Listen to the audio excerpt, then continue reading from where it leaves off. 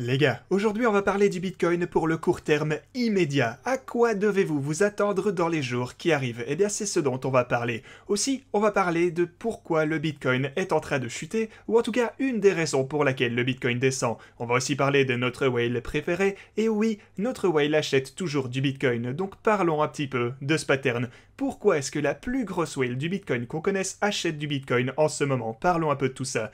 On va également passer sur quelques prédictions parce que Plan B avait en fait prédit qu'on allait pousser des 30 000 $ jusqu'à 47 000 $. Et maintenant, alors, qu'est-ce qu'il nous raconte? Eh bien, on va aborder ceci également. Après, on prendra un moment pour parler de l'Ethereum, de Cardano, ainsi que des nouvelles générales pour les altcoins. Donc bienvenue à tous, je m'appelle Maxime et je vous apporte chaque jour des nouvelles vidéos en français sur les crypto-monnaies en vous apprenant comment vous faire de l'argent sur ce marché. Si vous êtes nouveau sur cette chaîne, alors soyez sûr de vous abonner et d'activer la cloche dès maintenant. Et aussi les gars, si vous voulez obtenir des cryptos gratuitement chaque lundi, alors tout ce que vous avez à faire est d'être abonné, avoir la cloche activée et regarder les vidéos pour répondre aux questions que je vous pose tous les jours. Et d'ailleurs en parlant de ça, c'est déjà lundi. Félicitations à Erwan Lonkiti, désolé si j'écorche ton nom, qui remporte le giveaway. Le prix vient déjà de t'être envoyé.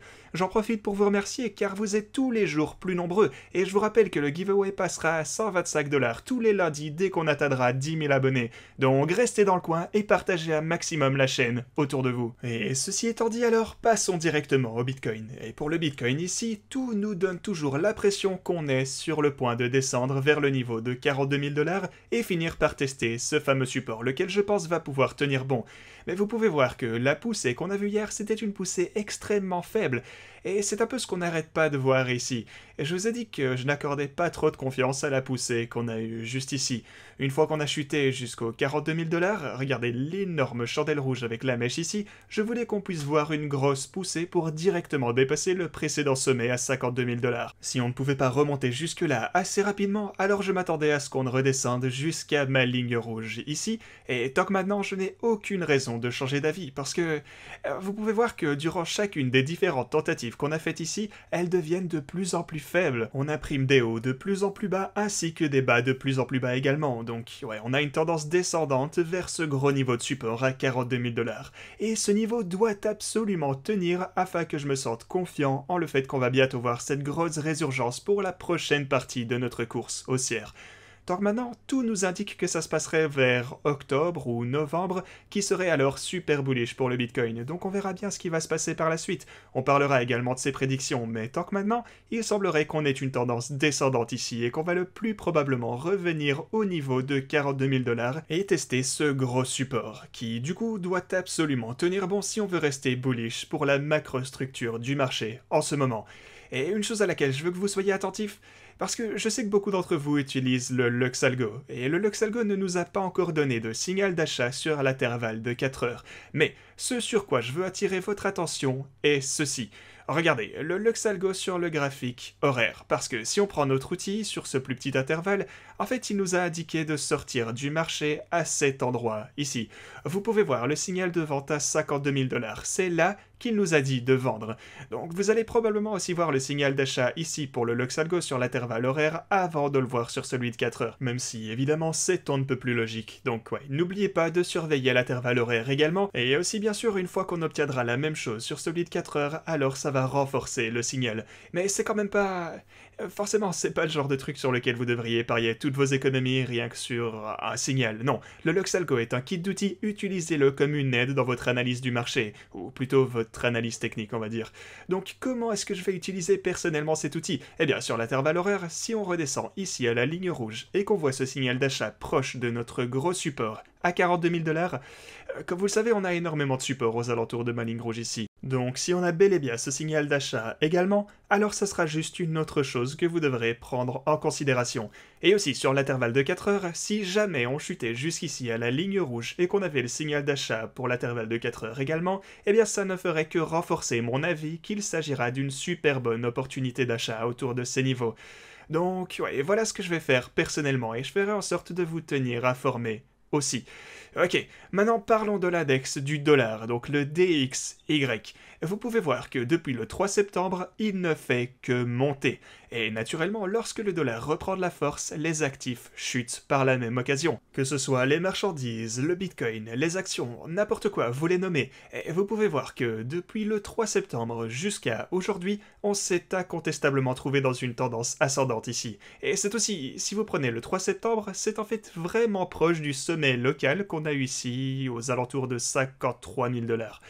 Donc on est monté ici, on a réussi à dépasser la grosse ligne orange et ma boîte orange qu'on a juste là, mais on a vu directement après la grosse chute que vous connaissez. Maintenant, forcément, c'est pas la fin du monde, c'est juste une chose à surveiller. Et maintenant qu'on sait tout ça, alors, que fait notre whale préféré en ce moment? Eh bien, notre whale favorite continue à acheter du bitcoin. Comme vous le savez, il ou elle a pris du profit ici. Un peu de profit, 1500 bitcoins. Bon, enfin, pour beaucoup de gens, c'est un sacré paquet de profit, moi y compris, vous inquiétez pas, mais pour cette whale, c'était qu'une petite portion de ce qu'elle possède. Comme vous le savez, elle en a 110 000 bitcoins au total, représentant la plus grosse whale du bitcoin qu'on connaisse. Ok, alors, depuis qu'elle a pris du profit ici durant le 3 septembre, qui une fois encore alors se trouvait lorsqu'on s'approchait de ma boîte orange juste ici, on sait bien que cette personne a tendance à prendre du profit alors qu'on s'approche de niveaux de résistance, et de même a tendance à racheter alors qu'on revient vers des supports. Eh bien, notre whale a continué à acheter et à accumuler dans cette zone. Donc, si je devais prendre un pari, écoutez, si je devais prendre à Paris, si jamais on redescendait ici jusqu'au niveau de 42 000 $, je peux presque vous garantir à 100%, bon, disons pas 100%, mais 99,5%, que notre whale va probablement racheter ici. Parce que, en gros, c'est à peu près tout ce qu'elle a toujours fait durant des années. Lorsqu'on s'approche de ces niveaux de support massif, elle a tendance à acheter. Donc on verra bien si ça va être le cas cette fois également, et je vous tiendrai au courant de tout ceci.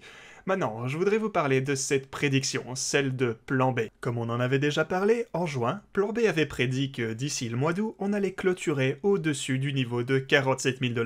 Maintenant, il faut que je vous donne du contexte, parce que en juin, lorsque Plan B a posté ceci, le Bitcoin se trouvait à des niveaux vraiment plus bas que maintenant.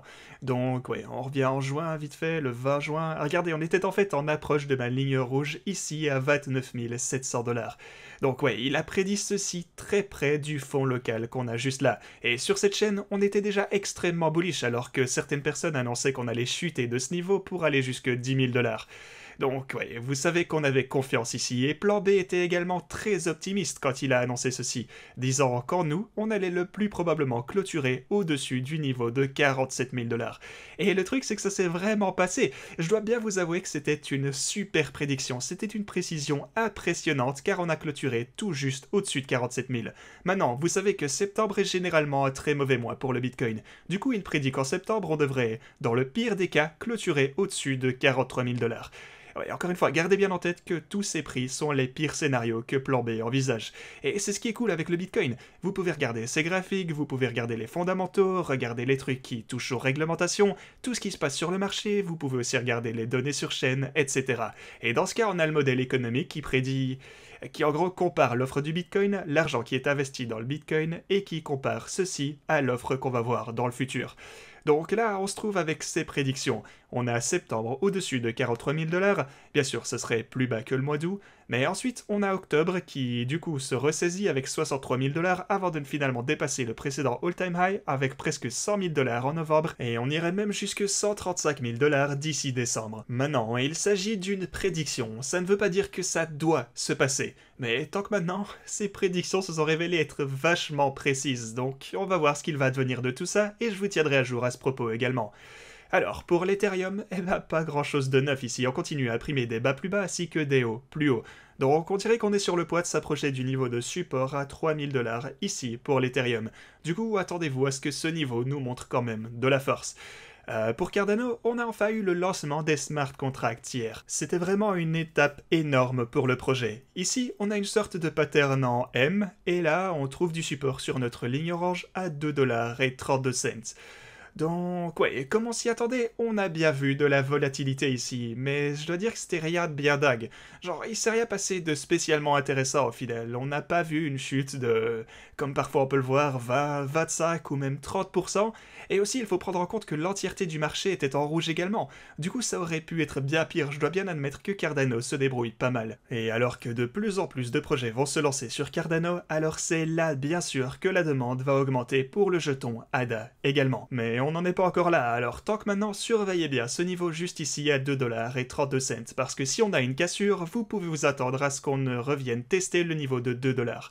En parlant de tout ça, penchons-nous 2 minutes sur les altcoins en général. Mais avant qu'on te fasse ceci, cependant, si vous voulez obtenir des bonus tels que 1200$ ici sur Femex, jusque 3610$ sur Bybit, ainsi que jusque 2200$ sur Cetrade, et aussi si vous voulez utiliser le Luxalgo afin d'obtenir ces signaux d'achat et de vente, alors c'est vraiment le meilleur outil pour le faire que vous trouverez dans les cryptos, à mon humble avis. En plus, vous pourrez bénéficier d'une réduction de 20% en utilisant ce lien, donc n'hésitez vraiment pas à profiter de tout ceci si vous voulez vous offrir le Luxalgo. Mais parlons des altcoins, je vous ai déjà parlé de ces petits projets qui sont super bien débrouillés, et durant les dernières semaines, je vous ai également parlé de certaines monnaies à grosse capitalisation boursière, dont 2 en particulier. Pour ceux d'entre vous qui ont regardé mes vidéos, vous savez déjà desquels il s'agit. Ici, on parle de Algorand et également... il est où? Attendez. Ah voilà, c'était Cosmos. Et là, ces 2 jetons font partie des très peu nombreux projets qui sont toujours en vert durant les 7 derniers jours. En fait, on a gagné 20% pour Cosmos et 57% pour Algorand. Et en gros, tout le reste est en négatif de 20, 25 et même parfois 30%. Donc tout ça c'est super cool, félicitations à tous ceux qui ont acheté un de ces 2 projets, et maintenant je vais essayer de vous trouver les prochains projets qui pourraient être intéressants pour les quelques semaines qui arrivent. Donc je vais recommencer à faire mes recherches concernant tout ceci, alors attendez-vous à des nouvelles sur tout ça. Mais dernière chose dont je voudrais vous parler, parce que j'ai remarqué que vous aimez bien quand je vous parle de tous ces petits projets juste avant qu'ils soient lancés. Et pour le moment, on a un lancement pour Cyberfi. Alors, Cyberfi, c'est une plateforme d'idéo.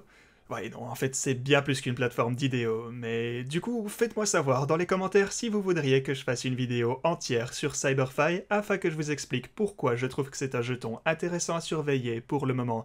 Regardez, il a une toute petite capitalisation boursière de 15 millions. Mais bref, c'est pas ce qui nous intéresse dans cette vidéo. Mais du coup, en restant dans le sujet pour la question du jour, laissez-moi vous redemander ce que vous aimez voir sur cette chaîne. Est-ce que vous appréciez les annonces pour les petits projets? Quand on parle des altcoins, est-ce que vous préférez l'analyse technique pure et dure? Dites-moi tout ça dans les commentaires et ajoutez votre adresse BSC si vous voulez participer au giveaway. Et ce dont je voulais vous parler aujourd'hui, c'est le lancement récent, ou plutôt leur whitelist pour le lancement qui va se terminer bientôt, donc demain en fait. Voilà, le projet en lui-même s'appelle Rogue West. Il s'agit d'un jeu de cartes à jouer, et vous savez que j'adore ça en général. C'est également la raison pour laquelle je suis bullish pour Rainicorn. Mais Rogue West est un jeu de cartes à jouer / NFT en ligne que vous possédez réellement. Ils ont annoncé qu'ils allaient collaborer avec la robe de lancement Samurai, qui n'est donc autre que Cyberfi. Donc ouais, ils utilisent leur robe de lancement pour leur vente de jetons Rogue durant le 14 septembre, donc demain en fait, à 14h UTC. Ceci se déroulant avant leur vente sur Uniswap durant le 21 septembre, une fois encore à 14h UTC. Alors, le jeton Rogue est offert sur la plateforme Samurai avec une allocation de 300$ américains par participant pour la communauté Cyberfi / Samurai. Cette allocation sera sujette à une disponibilité de 50% durant le listing et à un blocage de 25% par mois durant 2 mois. Donc ça va être intéressant les gars, n'hésitez pas à aller y jeter un œil. Encore une fois, l'ajout sur la whitelist se termine dans... Bon, pour faire simple, si vous voulez participer ici, vous devriez probablement vous rendre directement sur leur Twitter afin de trouver la marche à suivre juste ici. Voilà, encore quelque chose qui m'intéresse et ce sur quoi je vais vous tenir informé. Ok, merci à tous d'avoir regardé cette vidéo et quant à moi, je vous dis à la prochaine.